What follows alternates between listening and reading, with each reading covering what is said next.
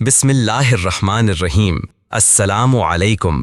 नाजरीन, health M easy की एक और मालूमाती और निहायत ही मुफीद वीडियो में आपको वेलकम करते हैं। आज हम एक बहुत ही आम समझी जाने वाली लेकिन कारामद कुदरती चीज इस्पगोल यानी सिलियम हस्क पर बात कर रहे हैं। ये सदियों से इस्तेमाल हो रही है और ये सिर्फ कब्ज का इलाज नहीं है बल्कि इसमें सेहत के लिए और भी बहुत कुछ पोशीदा है। जी बिल्कुल, असल में इसकी सारी खूबी जो है ना वो इसकी घुलनशील फाइबर मतलब सॉल्युबल फाइबर में है। ये पानी में मिलकर आप यूं समझें कि एक जेल सा बना देता है और ज्यादातर फवाइद इसी जेल की वजह से हैं। तो अब डिटेल में समझते हैं। इसका सबसे पहले जो सबसे मशहूर फायदा है वो है निजाम हजम के लिए और कब्ज के लिए। लेकिन क्वेश्चन ये है कि ये इसमें काम कैसे करता है। देखिए, ये जेल जो बनता है ना ये आंतों में जाता है और वहां जो फुजला होता है उसे ये नर्म करता है और थोड़ा भारी भी करता है, तो इससे इखराज में आसानी होती है। और एक अच्छी बात यह है कि ये आदत नहीं डालता जैसे कुछ दूसरी दवाएं करती हैं। इसके लिए यानी कब्ज के लिए मैं आपको एडवाइस करूंगा कि इस्पगोल को रात को सोने से पहले 1 या 2 चम्मच पानी में या नीम गर्म दूध में घोलकर पी लें। लेकिन एक दिलचस्प बात यह है कि ये डायरिया या लूज मोशन में भी काम आ सकता है। अब आपके माइंड में ये सवाल आया होगा कि ये कब्ज और लूज मोशन में दोनों में कैसे काम कर सकता है। असल में यही तो इसकी खासियत है ना दिलचस्प। होता यह है कि ये आंतों से जो फालतू पानी है उसे जज्ब कर लेता है, तो इस तरह ये फुजले को ठोस मतलब गाढ़ा कर देता है। तो अगर डायरिया हो या लूज मोशन हो तो इसके लिए फिर इसे दही के साथ इस्तेमाल करें। इस तरह ये एक तरह से निजाम हजम को बैलेंस करता है। मतलब ये तो रेगुलेटर हो गया एक किस्म का। अच्छा, अब हाजमे से आगे चलते हैं और अगर मेटाबॉलिक सेहत की बात करें जैसे शुगर और कोलेस्ट्रॉल, तो इस्पगोल इन दोनों में भी बहुत मुफीद है। इसमें अगर शुगर की बात करें तो शुगर के मरीजों के लिए ये इस तरह मुफीद है कि ये फाइबर जो इसमें पाया जाता है ये खाने के बाद खून में शुगर जो जज्ब होती है ना उसकी रफ्तार को आहिस्ता मतलब स्लो कर देता है, तो इससे एकदम से ब्लड शुगर ऊपर नहीं जाती। इस मकसद के लिए अमूमन खाने से थोड़ी देर पहले पानी के साथ 1 चम्मच इस्पगोल को लेना चाहिए। और अगर दिल की सेहत और कोलेस्ट्रॉल की बात करें तो इस्पगोल दिल के लिए भी बहुत मुफीद साबित हुआ है। ये LDL कोलेस्ट्रॉल जिसे हम बुरा या नुकसानदेह कोलेस्ट्रॉल कहते हैं उसे कम करने में मदद देता है। वो इस तरह से कि इस्पगोल का फाइबर जो होता है ना वो आंतों में जाकर न सिर्फ खाने वाले कोलेस्ट्रॉल को बल्कि बाइल एसिड्स को भी अपने साथ चिपका लेता है।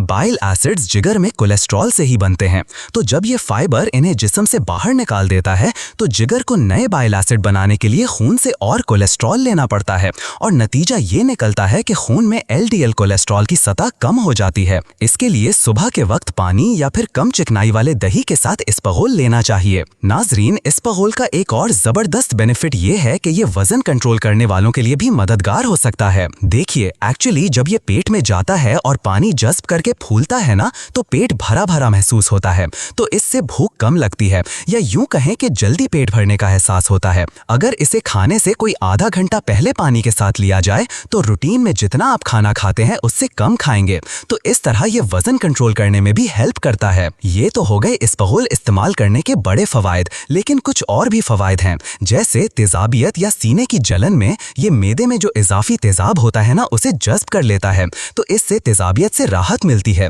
इसी तरह बवासीर में क्योंकि ये फुजले को नर्म रखता है तो इखराज में तकलीफ कम होती है।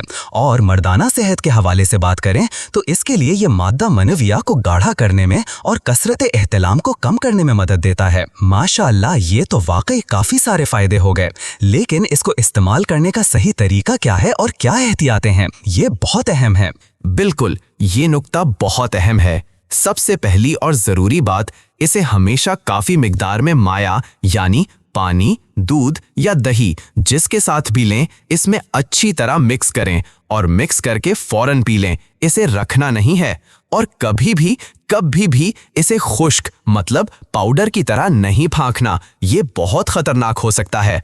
ये गले में या खुराक की नाली में फंस सकता है, दम घुट सकता है और ये एक खतरनाक बात है। इनफैक्ट ये पानी जो है ना ये इस्पगोल को इस्तेमाल करने की बुनियादी शर्त है, इंतहाई जरूरी, क्योंकि ये अपने वजन से कई गुना ज्यादा पानी जज्ब करता है। तो अगर आप इस्पगोल ले रहे हैं और दिन भर में पानी कम पी रहे हैं तो ये आंतों में जाकर सख्त हो सकता है और वहां जमकर रुकावट पैदा कर सकता है जिसे इंटेस्टाइनल ऑब्स्ट्रक्शन कहते हैं। तो इस्पगोल इस्तेमाल करने के दौरान दिन भर खूब पानी पीना लाजमी है। एक और बात, शुरू में कुछ लोगों को हल्की सी गैस या पेट फूलने की शिकायत हो सकती है। ये आमतौर पर खुद ही ठीक हो जाती है और ये भी मशवरा दिया जाता है कि इसे लगातार रोजाना बहुत लंबे अरसे तक इस्तेमाल ना करें। बेहतर है कि बीच में वक्फा दे दें या फिर ज़रूरत के मुताबिक इस्तेमाल करें। तो नाजरीन, खुलासा ये निकला कि इस्पगोल एक बहुत ही वर्सेटाइल किस्म का कुदरती इलाज है जो हाजमे से लेकर दिल की सेहत, वजन और कई दूसरी चीज़ों में मुफीद हो सकता है। लेकिन शर्त यह है कि इसे सही तरीके से इस्तेमाल किया जाए और ख़ास तौर पर पानी के साथ इस्तेमाल किया जाए। इस तरह एक आम सी नज़र आने वाली कुदरती चीज़ भी अगर एहतियात से इस्तेमाल की जाए तो सेहत पर कितने गहरे और मुस्बत असरात डाल सकती है और हमें सोचने पर मजबूर कर देती है कि कुदरत ने हमें कितनी मुफीद, मुअस्सर, नेचुरल चीज़ों से नवाजा है। तो आइए इसी मुस्बत सोच के साथ एक प्यारी सी दुआ पर इख्तिताम करते हैं। या अल्लाह, हमें जिस्मानी और रूहानी ताकत, जिंदगी और तंदुरुस्ती अता फरमा, हमारी तमाम बीमारियों को दूर फरमा और हमें एक मुकम्मल, सेहतमंद और फ़ाल ज़िंदगी गुजारने की तौफीक दे। आमीन। नाजरीन, उम्मीद है आज की ये मालूमात आपके लिए मुफीद साबित होंगी। अगर आपको ये वीडियो पसंद आई हो तो इसे लाइक करें, अपने दोस्तों और अजीज़ों के साथ शेयर करें और ऐसी ही मुफीद और मालूमाती वीडियोस के लिए हेल्थ एम ईजी चैनल को सब्सक्राइब करना ना भूलें और इसके साथ अपनी सेहत का भी बहुत ख्याल रखिएगा। अल्लाह हाफिज।